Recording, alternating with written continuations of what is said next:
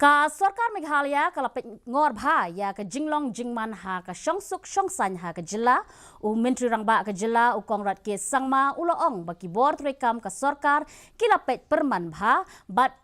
ka jinglong jingman ha ka Jylla kala nang jai haba yunujor bat kismi bala dam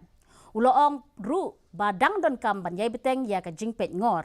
u menteri rangba ka Jylla ula kentu ya ki nongsong ka Jylla ki civil society bat ya ki seng bhalang banya trelang ha ka banwan ra ya ka jing Shongsuk Shongsain hada ka boong ba ka jing pen klumar kam dei ka lenti bat kanwan ra tang ki jing e jing shitom ya ki pat ba ka Jylla.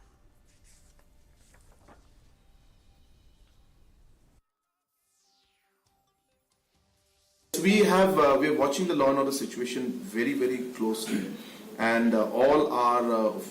police personnel and our entire government machinery is on, is keeping a very strong watch on the law and order situation. We are seeing that situation is calmer compared to before,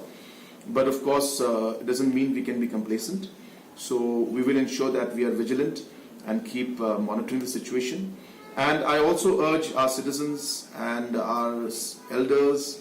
and different civil society and different NGOs, yes, it's a difficult time, but this is the time we need to work together